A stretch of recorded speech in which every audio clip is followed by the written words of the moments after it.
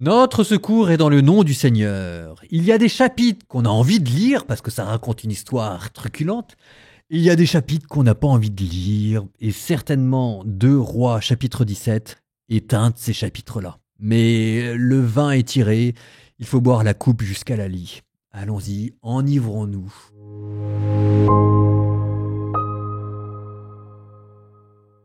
La 12e année du règne d'Akaz, roi de Juda, Osée, fils d'Éla, devint roi sur Israël à Samarie pour 9 ans. Il fit ce qui est mal aux yeux du Seigneur, mais pas autant que les rois d'Israël qui l'avaient précédé. Salmanassar, roi d'Assour, monta contre lui.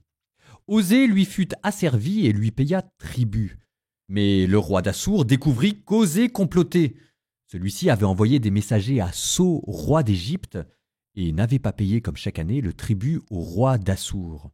Le roi d'Assour le fit arrêter, charger de chaînes et mettre en prison. Le roi d'Assour lança des attaques à travers tout le pays d'Israël et monta contre Samarie, qu'il assiégea pendant 3 ans. La 9e année du règne d'Osée, il s'empara de Samarie et déporta les gens d'Israël au pays d'Assour. Il les fit habiter à Hala, sur le Habor, fleuve de Gozan, et dans les villes de Médie. Cela arriva parce que les fils d'Israël avaient péché contre le Seigneur leur Dieu, lui qui les avait fait monter du pays d'Égypte et les avait arrachés au pouvoir de Pharaon, roi d'Égypte. Ils avaient adoré d'autres dieux et suivi les coutumes des nations que le Seigneur avait dépossédées devant eux. Voilà ce qu'avaient fait les rois d'Israël. Les fils d'Israël offensèrent le Seigneur leur Dieu par des actes répréhensibles. Ils se construisirent des lieux sacrés dans toutes leurs villes, aussi bien dans les postes de garde que dans les places fortes. Ils dressèrent à leur usage des stèles et des poteaux sacrés sur toute colline élevée et sous tout arbre verdoyant. Là, dans tous les lieux sacrés, ils brûlèrent de l'encens comme les nations que le Seigneur avait bannies devant eux, et ils commirent des actions mauvaises pour provoquer l'indignation du Seigneur. Ils servirent les idoles immondes, alors que le Seigneur leur avait dit « Vous ne ferez pas cela ». En effet, le Seigneur avait donné cet avertissement à Israël et à Juda par l'intermédiaire de tous les prophètes et de tous les voyants. « Détournez-vous de votre conduite mauvaise ».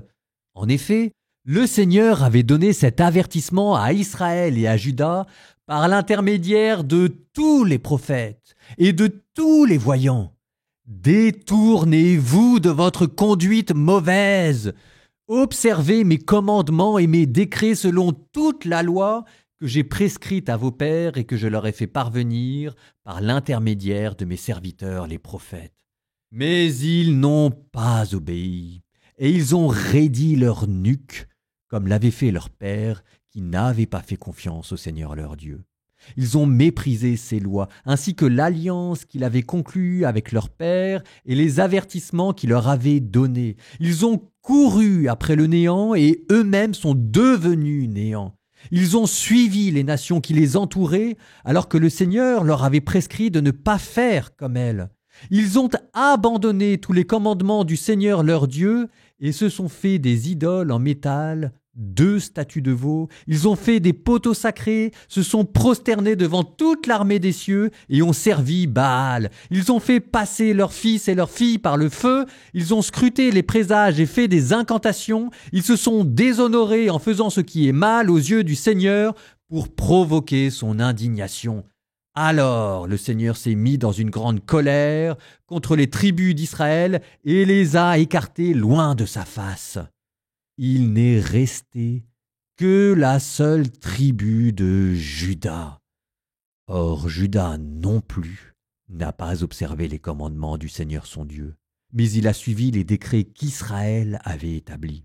Alors le Seigneur a repoussé toute la race d'Israël.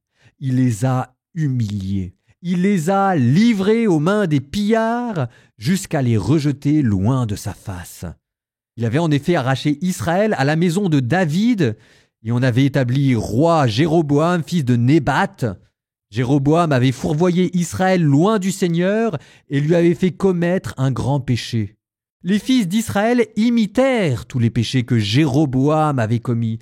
Ils ne s'en écartèrent pas, à tel point que le Seigneur avait écarté Israël loin de sa face, conformément à ce qu'il avait dit par l'intermédiaire de tous ses serviteurs les prophètes, et qu'il a déporté Israël loin de sa terre au pays d'Assour jusqu'à ce jour.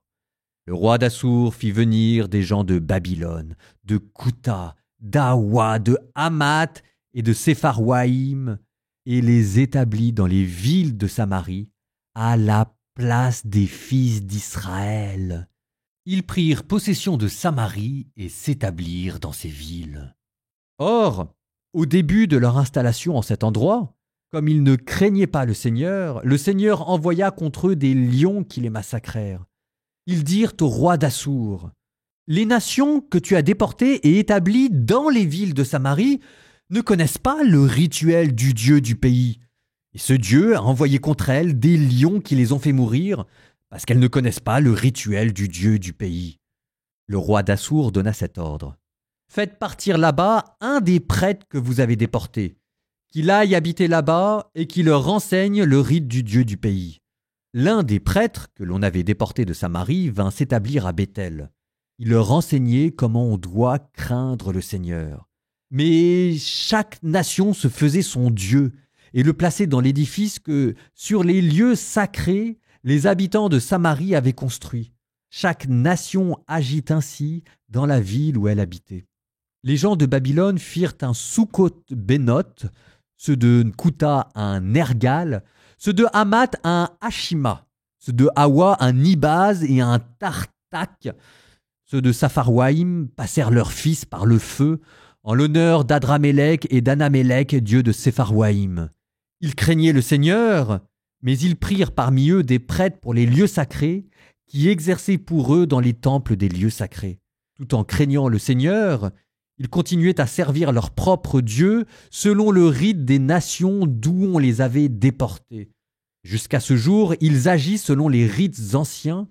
Ils ne craignaient pas le Seigneur. Ils n'agissaient pas selon les décrets et les rites, selon la loi et le commandement que le Seigneur a prescrit aux fils de Jacob, à qui il a donné le nom d'Israël. Le Seigneur avait conclu avec eux une alliance et leur avait donné cet ordre. Vous ne craindrez pas d'autres dieux. Vous ne vous prosternerez pas devant eux. Vous ne les servirez pas. Vous ne leur offrirez pas de sacrifice. Mais c'est le Seigneur, lui qui vous a fait monter du pays d'Égypte par sa grande force et son bras étendu, c'est lui que vous devez craindre. C'est devant lui que vous devez vous prosterner. C'est à lui que vous devez offrir des sacrifices. Les décrets et les ordonnances, la loi et les commandements qu'il a écrits pour vous, vous veillerez à les mettre en pratique tous les jours. Vous ne craindrez pas d'autres dieux. L'alliance que j'ai conclue avec vous, vous ne l'oublierez pas.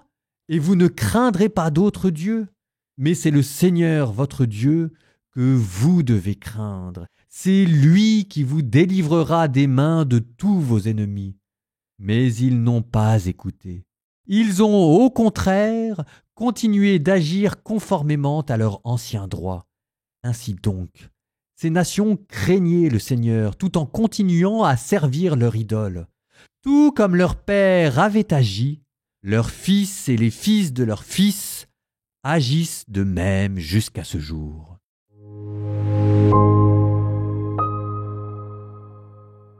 Bon, qu'est-ce que vous voulez que je vous dise? D'une certaine manière, ça se passe de commentaires. C'est pas comme si on l'avait pas vu venir. Mais il y a quand même quelque chose qui mérite d'être dit. C'est que vous voyez ces 10 tribus du Nord qui ont été déportées. Elles ont disparu. Ce que le narrateur vous disait au détour d'une phrase, elles ont été déportées au pays d'Assour jusqu'à ce jour. En fait, on ne sait pas ce qu'elles sont devenues. Plus tard, Juda sera déporté à Babylone et pour le coup, on saura ce que ça va devenir parce que Juda va, je dis pas résister, mais va garder son identité. Les 10 tribus du Nord qui ont été déportées, elles ont tout simplement disparu. Alors, il y a 2 options possibles. Ou bien elles ont été exterminées, mais nulle part dans la Bible c'est écrit. Ou bien, option 2, quand elles ont été déportées, elles ont fini par s'assimiler à tel point qu'on a fini par les confondre avec les habitants de ces autres régions. Et ça, c'est beaucoup plus probable. Enfin, la religion du Nord était devenue tellement idolâtre. Ils adoraient des veaux d'or. Il y avait été mariés. Il y avait un poteau sacré, symbole phallique au milieu de la capitale. Il y avait des temples de Baal. Qu'est-ce que vous voulez que je vous dise? Ce qui devait arriver arriva. On les a transportés dans un autre pays. Elles avaient déjà abandonné leur religion et elles ont pris les religions locales. Elles n'ont même pas vu la différence entre la religion cananéenne, la religion des Assyriens et la leur. On faisait plus trop la différence. Les 10 tribus du Nord se sont fondues dans la masse. Le royaume du Nord vient de disparaître sous vos yeux. Vous n'en entendrez plus parler, ni du royaume du Nord, ni des 10 tribus d'Israël qui se sont évaporées. On dit que ce sont 10 tribus perdues. Pas du tout. Ce sont 10 tribus qui sont devenues païennes. Et ça, c'est qu'une partie de l'histoire. La deuxième partie de l'histoire, c'est que vous avez aussi assisté au cours de ce chapitre au repeuplement de la région israélite, ce qu'on appelle les Samaritains. Pour peupler un territoire laissé vide à cause de la déportation, les Assyriens mettent dedans des habitants de Babylone, de Cuta, d'Ava, d'Hammat, de Sepharvim, et c'est ainsi que va naître un peuple bigarré mixte, rempli de syncrétisme religieux. On ramène quand même un prêtre israélite pour le remettre à Bethel, là où il y avait le veau d'or, pour qu'il apprenne à des païens comment adorer Dieu tout en continuant d'adorer leur Dieu païen. Enfin, quand je vous disais qu'il n'y avait plus aucune différence entre la religion israélite et la religion païenne, on en est parvenu à tel point de syncrétisme qu'on demande à un prêtre déporté d'assurer dans un bon dialogue interreligieux l'absence totale de différence entre les religions. Et c'est ainsi que naquirent les Samaritains, et nous venons de faire un pas vers le Nouveau Testament. La Samaritaine, c'est une descendante de ces populations. Ce qui vous explique aussi pourquoi les Israélites ne pouvaient pas les supporter. Parce que les Samaritains avaient gardé le Pentateuque. Enfin, visiblement aussi, quand on entend la Samaritaine, on se dit que le degré d'exactitude morale et de rigueur conjugale devait pas être à ce point-là exalté dans la religion samaritaine. Plus tard, ils construiront un contre-temple, le temple du mont Garizim. Nous terminons par un psaume. Psaume 125. Quand le Seigneur ramena les captifs à Sion, nous étions comme en rêve. Alors notre bouche était pleine de rire, nous poussions des cris de joie.